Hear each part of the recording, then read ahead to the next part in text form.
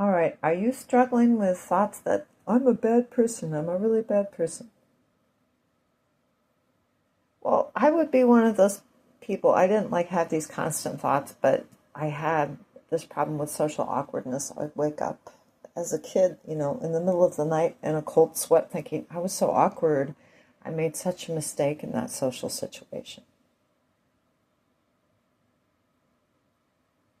That's very tormenting. So I understand that. So I understand how you might even go the other way.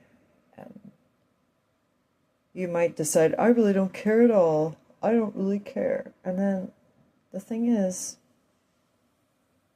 I think that's where the devil gets you when you decide you really don't care at all. Because that's just like really mean.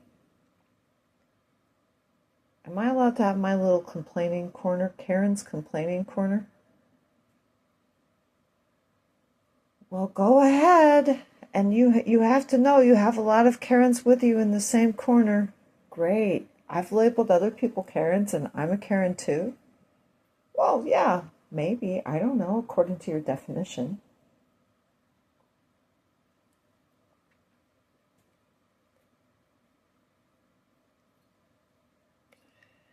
Personal issues, you're not supposed to bring those things up. Of course, you're just supposed to talk about fitness and, your latest, like, makeup hack or something. It's like, okay, makeup, what does makeup matter to me? And why are you trying to sell me weight loss drugs? Why are we fat shaming people? Like, if these drugs are working so well, why do we still have more fat people than ever in society? It's just like, well, you sounded really rude. I know, because I'm not a skinny person. I can say whatever I want. I mean, nobody would really call me skinny. I have been skinny in the past. For like less than a year of my life, I was an extremely skinny person.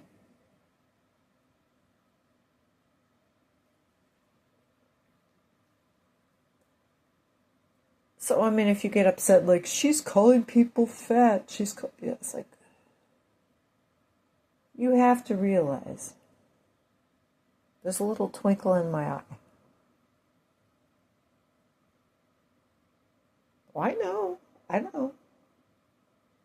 I'm not 15 years old, like, in the audience, like, wasn't it kind of weird when, never mind, I can't talk about that. There are things I probably shouldn't discuss.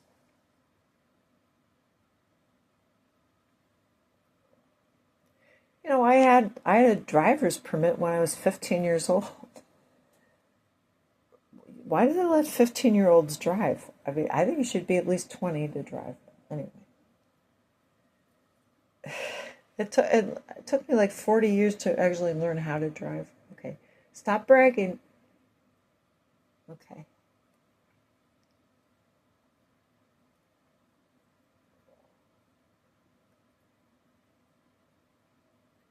So I've tried to stop judging people in traffic that act like huge jerks. It's like, okay, I can't even talk about that because, in a way, if I get on my high horse, I don't want God to knock me down because He'll make sure that I fall off that high horse. So I'm not trying to be arrogant.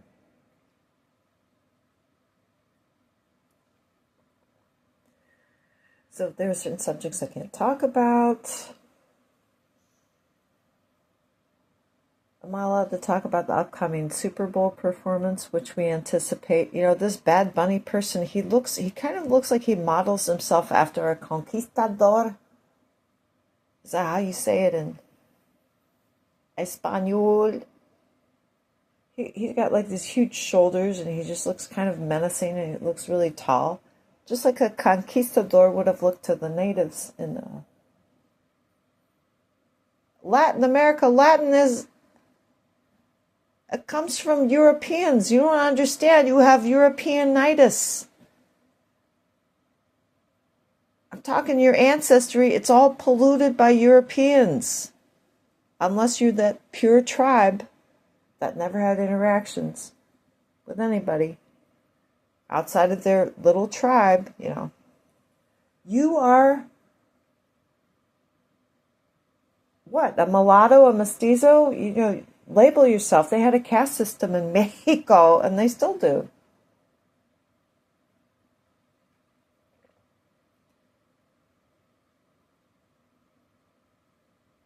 I will talk about something this thing just keeps coming up, and I keep suppressing it because, in a way, I feel kind of like whitely guilty for even saying this.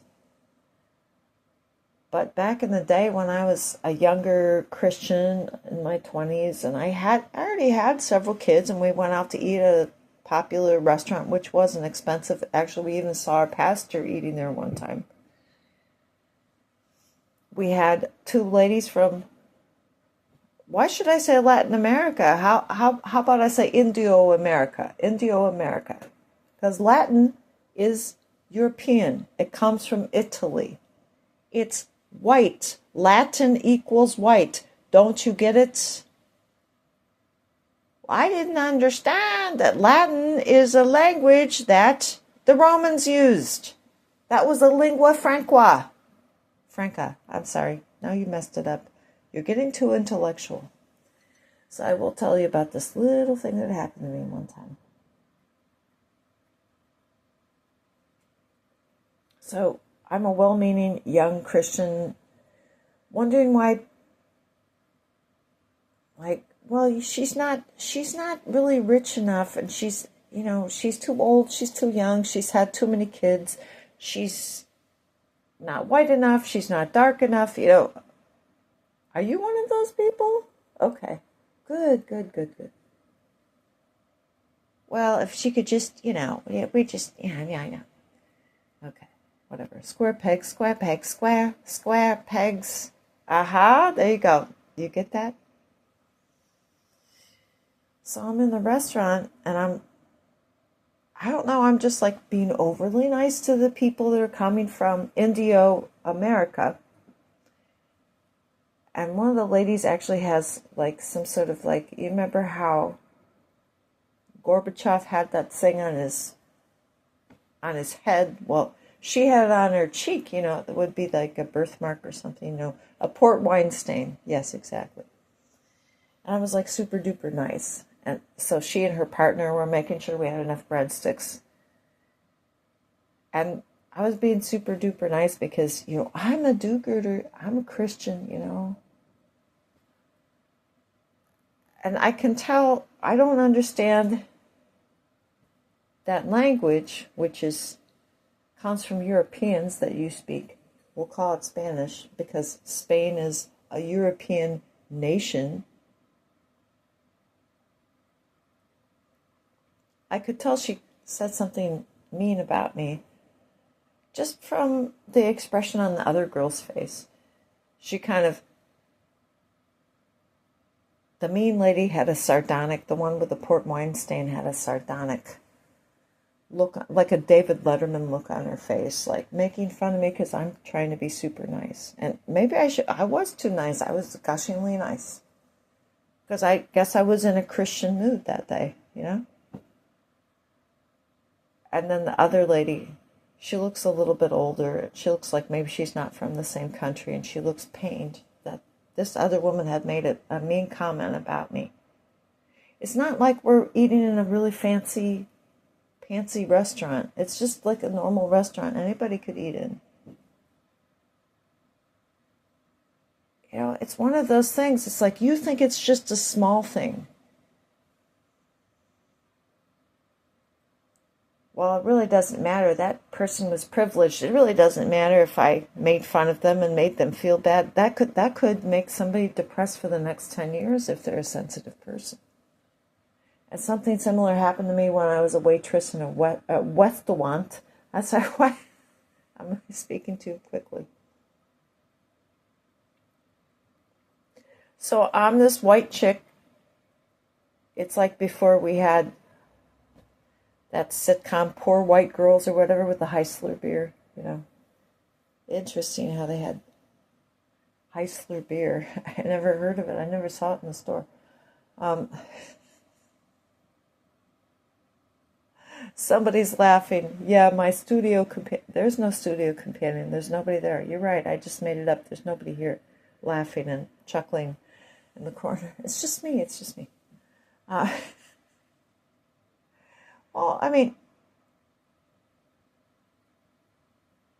I was kind of like a dingbat. Like if you think about Mel's Diner, I guess I'd be more like Vera if you want to say, pick a character from Mel's Diner that most resembles you. Yeah, I'd be Vera. I would be Vera. So I bought like the cheapest shoes because you had to provide your own shoes for this job, and I bought the cheapest black shoes I could buy. But the thing is, the restaurant floor, the tile floor gets wet sometimes.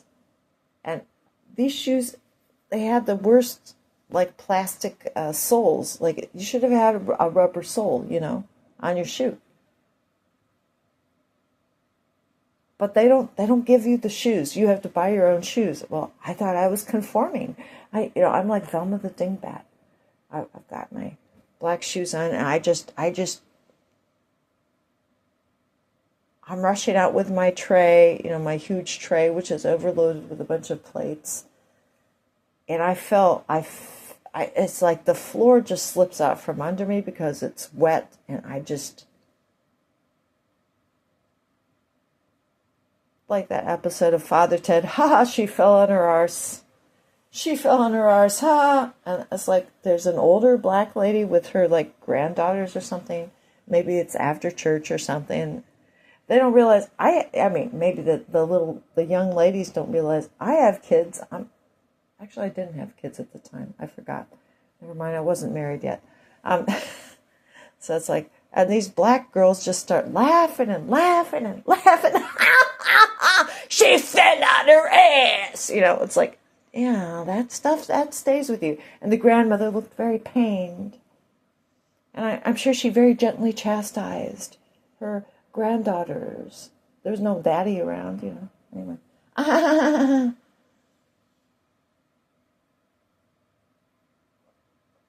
So, I mean, don't think that the things that you do don't hurt people. Well, I don't have any power in society. These things affect how society responds to you. Right? Judge not, lest you be judged. Am I less sympathetic? I don't think that I'm less sympathetic, but I'm definitely less gullible. Like, you can't just say, I'm an oppressed person. And I'm not, you know what? By the fruits you shall know them. That's what the Bible says. If you act like a jerk, I'm pretty colorblind when it comes to jerkiness. And the people I'm supposed to feel the most sorry for are sometimes the least empathetic people on earth. So just keep that in mind. I mean, if you want empathy, you got to sow empathy in order to reap empathy. God is not mocked. Thank you for listening. Adios.